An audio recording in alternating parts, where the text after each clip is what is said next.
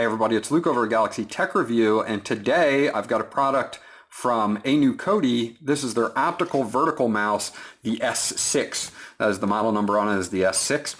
You can check this vertical mouse on Amazon at the time of this video for $13.99, and I will, as always, have that link in the description below where you guys can check it out.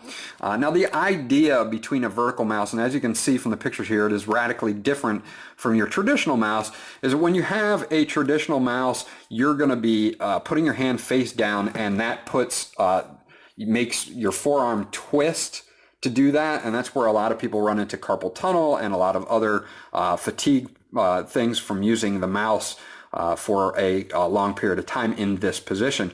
Now, when you use a vertical mouse, as you can see from the picture, you're going to be using it in a neutral, your arm will be in a neutral position, and you can have the buttons on the side here, and it'll take a little while of getting used to, but your arm is in that neutral position and there's no twisting there, and it takes a lot of pressure off of your wrist and forearm. So that's the whole idea between a vertical mouse. So let's get it open, show you what comes inside. I got some accessories here.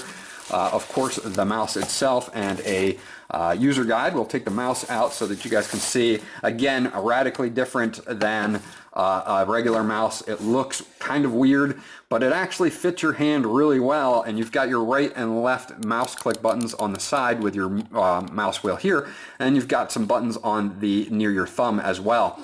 So again, I'm in a neutral position here. I don't have to turn over to twist my hand when I'm using the mouse, and it just seems a lot more natural than a regular mouse does, even though I've been using a regular mouse for so long. That seems natural. This seems even more comfortable. It just takes a while getting used to having the buttons on the side and the orientation of the mouse itself. So it will take a little bit. It took me a few days of using this to get used to this versus a traditional mouse. Now, in the manual here, it's in Chinese, and it's also in English. So what we're going to do is we'll look at the requirements. It's pretty much Windows XP and above all the way through 10. I've tested on Windows 10. It will work on some flavors of Linux as well. Android, it does work on Mac, they do say as well on the listing. The measurements are 101 by 71 by 80 millimeters. It weighs 118 grams. It is rechargeable.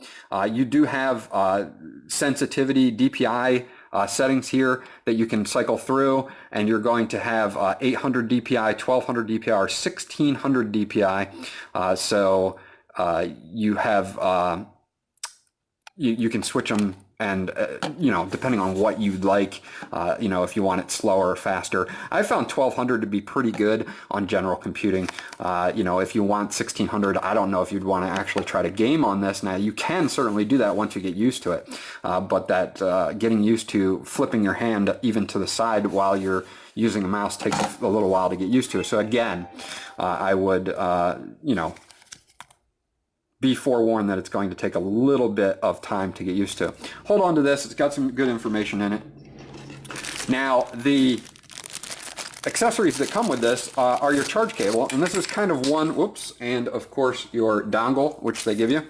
Now, there's two areas here that I kind of want to address. This is a USB to kind of a proprietary input here for charging.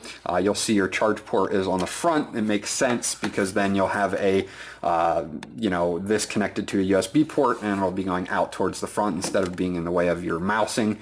So that makes sense. I really wish, though, that they had made this a micro USB connection, because I've got a ton of those cables instead of a proprietary one. Proprietary cables are a pain, because if you break this cable or you lose it, then you can't recharge your mouse. So I kind of have to put a dig in on that a little bit.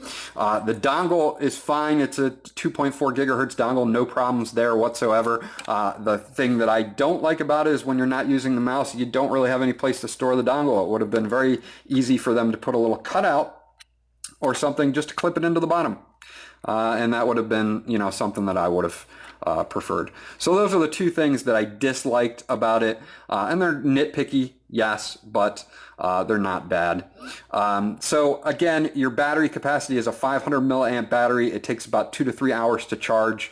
They don't really say how long you get on this, but I don't usually leave mine uncharged. I've done my testing over the last couple of days and haven't run out of battery power yet. On the bottom, there is a dedicated on and off switch, which is cool. You can have it off if you're not using it or if it's in a bag or something like that. Again, I wish they had put a spot to put the dongle in so that you could just kind of all take it all in one shot and not have this out loose.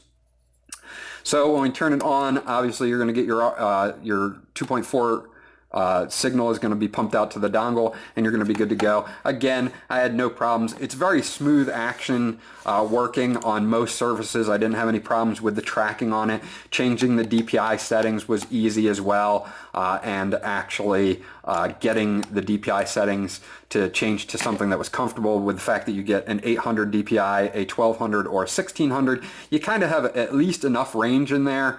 Now, it's not like a gaming mouse or anything like that, but you get enough range between the low end at 800 and the high end at 1600 to find one that you like that's going to be comfortable for you. As far as the, again, using the mouse as a vertical mouse, it's very comfortable once you get used to it. It does, again, takes a little bit of getting used to you know, use it like this compared to having your hand flipped over, but they did a great job. I like the fact that it's rechargeable. The build quality on it is solid. I mean, you are only paying $14 for this mouse. The rechargeable aspect is definitely cool. I love the fact that it's rechargeable, so you don't have to be always putting in, you know, AAA batteries or something like that and burning through batteries. So there's a lot of really good things to say about this mouse, as well as the two things that I mentioned that I didn't like, which was the proprietary charge cable and the fact that you have no place to put the dongle when you're not using it or you're traveling with it. Other than that, they did an awesome job. It's at an awesome price. It's got a pretty nice build quality to it. Very smooth action, works very well. It just takes that few days to get used to, and then once you get used to it, you don't even think about it anymore, and it worked out really well. So I'm definitely giving this a thumbs up. It's not a 5 out of 5. I'd say it's a 4 out of 5. This was Luke from Galaxy Tech Review. If you have any questions or comments about this vertical mouse, please leave them in the comment section below, and I'll get back to you guys as soon as possible. Remember to like and subscribe, and I will check you guys out on the next video.